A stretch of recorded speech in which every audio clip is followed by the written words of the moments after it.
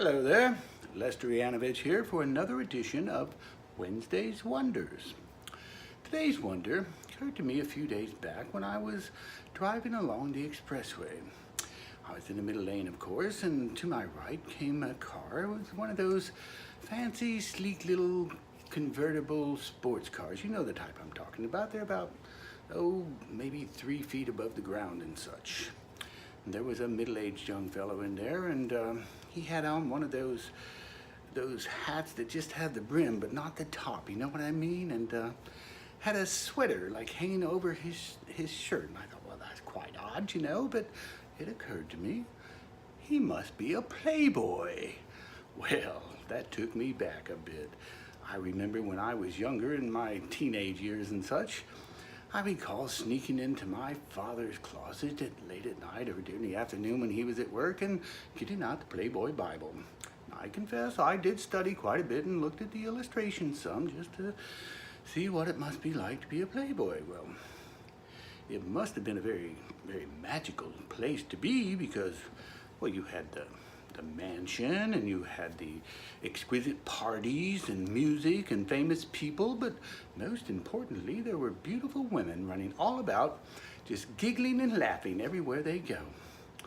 And I thought, what a magical place that must be. It must be like, well, it must be like eating pie for breakfast, lunch, and dinner, or any time you want. But not just regular pie, not the ordinary pie, not like apple pie or cherry pie.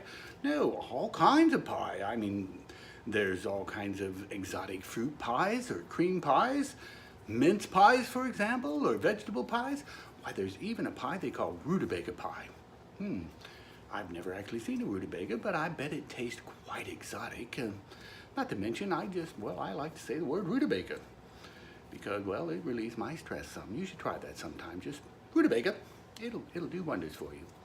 But let's get back to being a playboy. That made me wonder. I wondered, what would it be like to be a playboy? Well, first I had to try to figure out, well, what does it take to be a playboy? Well, I try to make things simple, as you know, so I came up with another one of my mathematical formulas to help us understand what it takes to be a playboy. So, wonder of the day is, what does it take to be a playboy? Or what is it like to be a playboy? Well, step back just a little bit, because most of us, well, we are what I call Joe boys. Joe boys because, well, Joe is kind of a common name, if you know what I mean. And, well, you know, most of us, we just kind of common people and we blend into the crowd quite a bit. And, well, our pie, we tend to find a pie that we like and we stick with that pie for a long time or even sometimes for the rest of our lives. Whereas playboys, well, playboys, they must be like 10 feet tall because they always stand out above the crowd. And while they're standing up there, they're just looking around looking for that special flavor of the day pie that they might be able to take home with them. So let's try to figure out, what does it take to be a playboy? So the first thing in our formula is that to be a playboy, well, to be honest, you have to be a good-looking fellow. I mean, let's face it, beautiful women, they do fancy the pretty boys. And, well, okay, so you have to be a pretty boy. But for our formula purposes, let's just say H for handsome. Handsome to be a playboy, that's factor number one. Another factor that I find that playboys have in common is many of them, they're rich. That's right. Because, well, we all know that money, well, it's an aphrodisiac, and some people even refer to money as the chocolate of love.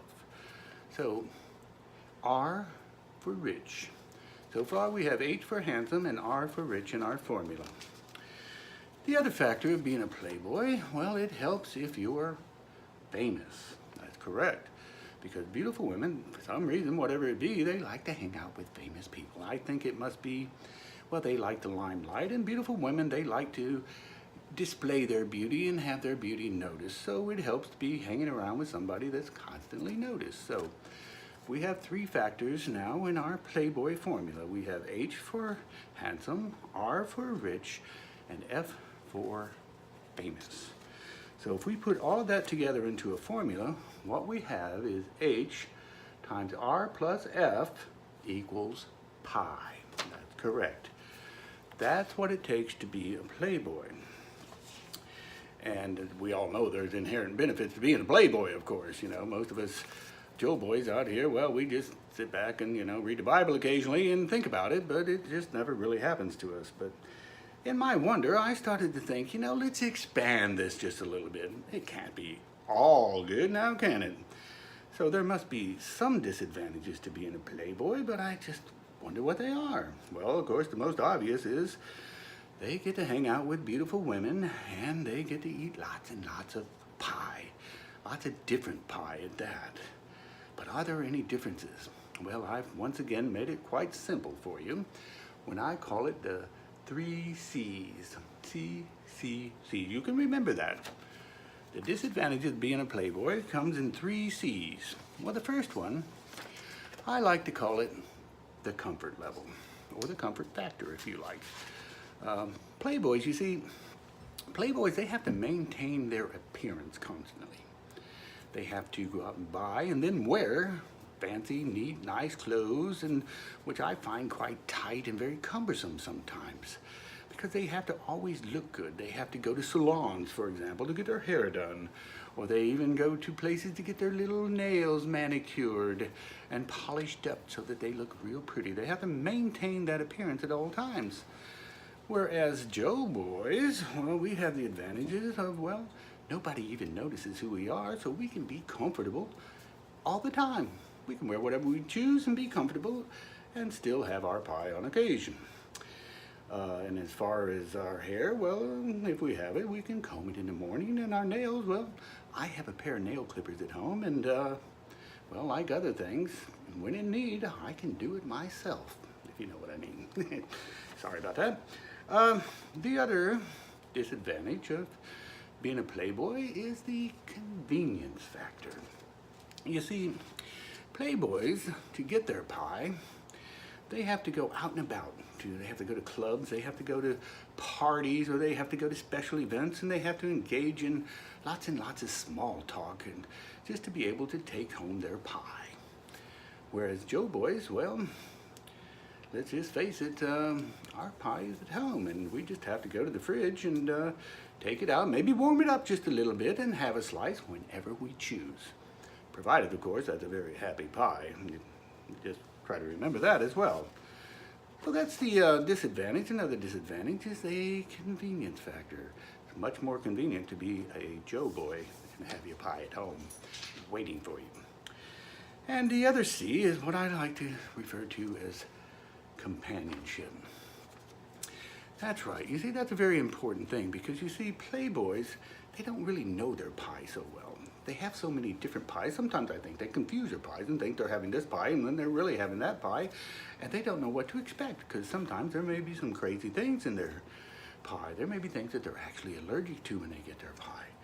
And they have to take out their pie. They have to go, get it, and bring it home and take it out. And it always comes in a paper plate or a styrofoam plate of such, and all of that. And, well, when they're finished with their pie, they just go over and throw the plate out into the trash. Well, as a Joe boy, well, we live with our pie. Our pie is at home, and we know our pie extremely well, and we've learned to love and appreciate the pie every time we get a little taste of that slice of pie. And when we're finished with our plate, well, we just take it to the sink, clean it up a little bit, put it away until next time when we can use it again. So with that, there are disadvantages, and these are the 3 disadvantages that I've come up with at being a playboy. So in conclusion, I guess what I would say is there are definitely, and I'll repeat that, definitely inherent benefits of being a playboy. And the best advantage that I can come up with of being a playboy is an analogy I have. See, playboys get to go to the private pool, and they get to swim with the beautiful ladies in the skimpy little bikinis where they're giggling and laughing all the time. Whereas Joe boys, well, we get to go to the public pool, and we get to pray to God that somebody hasn't recently pissed. But given that, I will say, as I have evolved from my teenage years, I have recognized two things about being a Joe boy. And one of those things, one of those advantages of being a Joe boy is I can stay at home in my flannel pajamas, have my pie, and watch TV.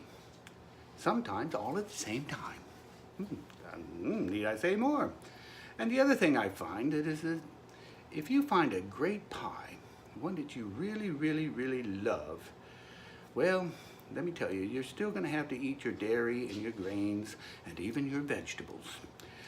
But you're also going to be able to look forward to having a great dessert for the rest of your life. So with that, I'll conclude this day's Wednesday's Wonder. But before I go, I'm going to give you one wondered wonder, and that's a question for you that I hope you will answer and maybe provide for me so that I can see it as well. And the question is, disregarding things like rutabaga and pie, what is the thing that you recommend to do when you're stressed to relieve stress in someone else's life? Do you have a suggestion for us? How do you relieve stress the best? If you'll just answer that, I'll leave you till next week for another edition of Wednesday's Wonder. I wonder what that'll be. See you then.